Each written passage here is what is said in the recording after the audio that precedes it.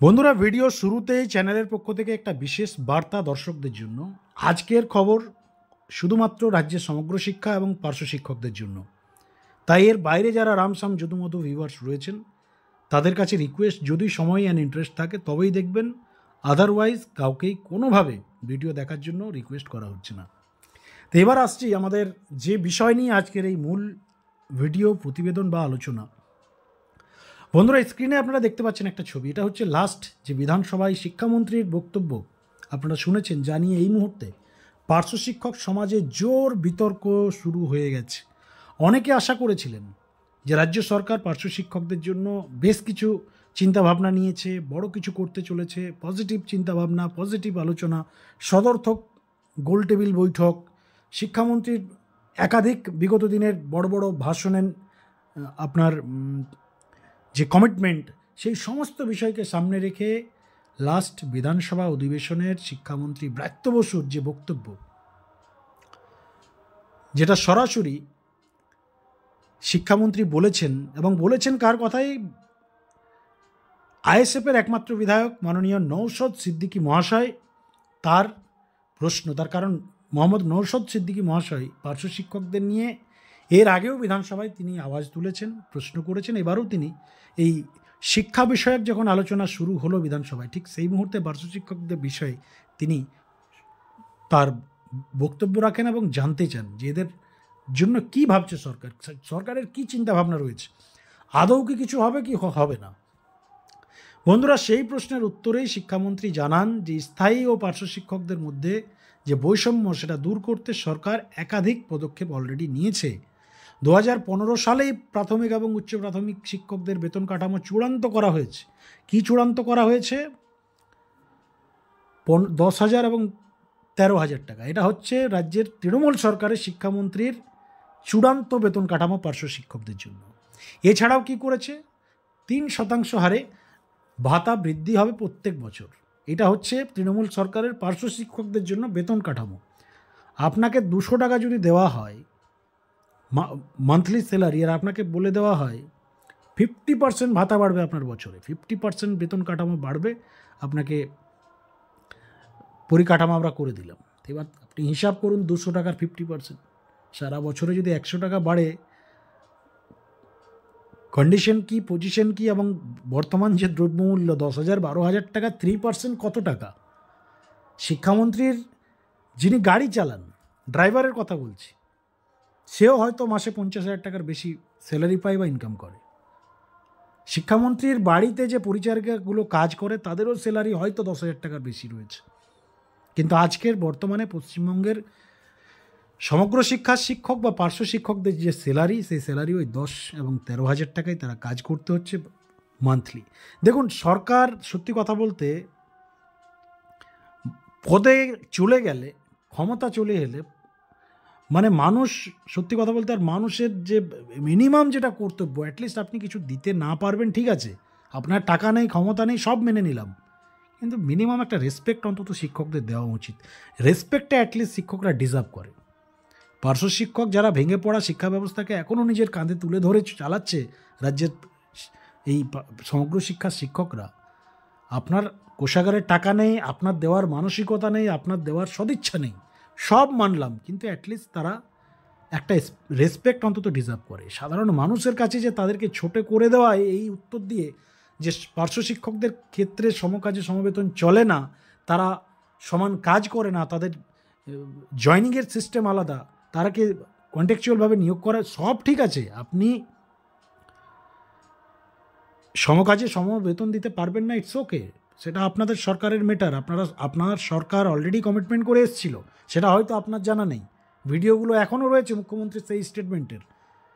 ব্রাত্য বসু মহাশয় চাইলে এখনও ইন্টারনেটে দেখে নিতে পারেন রাজ্যের মুখ্যমন্ত্রীর দেওয়া সেই প্রতিশ্রুতি, যেখানে মুখ্যমন্ত্রী 2009 সালে যখন অ্যাজ এ বিরোধী দলনেত্রী ছিলেন, এই পার্শ্ব শিক্ষকদের সভামঞ্চকেই ভোট ব্যাংকের হাতিয়ার করে ইউজ করার জন্য, মানুষের কাছে ভালো সাজার জন্য, ভোট চাইতে পার্শ্ব শিক্ষকদের মঞ্চে এসেছিলেন পার্থ চট্টোপাধ্যায়, তৎকালীন, যিনি এখন জেলে রয়েছেন, মুখ্যমন্ত্রী মমতা বন্দ্যোপাধ্যায়, এসে সরাসরি সভামঞ্চ থেকে তৎকালীন যারা সরকার, বাম সরকারের সমালোচনা করেছিল বর্তমান মুখ্যমন্ত্রী। যে দিল্লিতে এত টাকা দেওয়া হয়, পশ্চিমবাংলায় এত কম কেন? এই প্রশ্নটা আপনার সরকারের মুখ্যমন্ত্রীর করা প্রশ্ন। কাকে করেছিল? তৎকালীন বাম সরকারকে।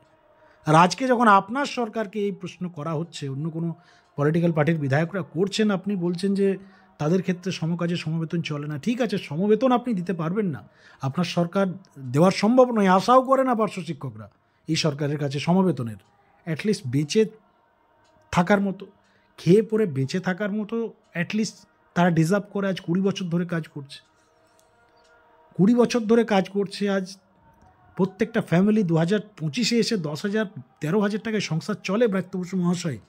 এই প্রশ্নটা আমরা করছি না, বাংলার সাধারণ পার্শ্ব শিক্ষকরা করছে। তাদের প্রশ্ন আজকে আমরা তুলে ধরছি শুধুমাত্র আমাদের চ্যানেলে।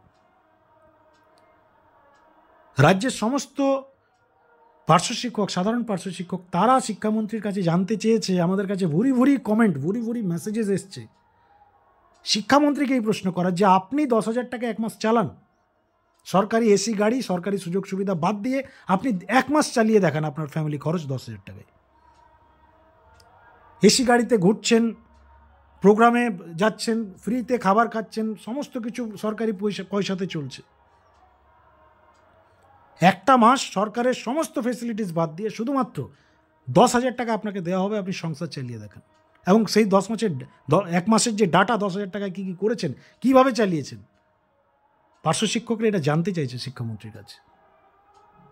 যেখানে রাজ্যের মুখ্যমন্ত্রী নিজে বলেছেন যে 10,000 টাকায় চলে না, মুখ্যমন্ত্রী নিজের বক্তব্য। আজকের কন্ট্রাকচুয়াল ড্রাইভারদের অভিজ্ঞতার ভিত্তিতে রাজ্য সরকার 21,000, 25,000, 30,000, যার 20 বছর প্লাস, তাদের 38,000 বেতন করেছে।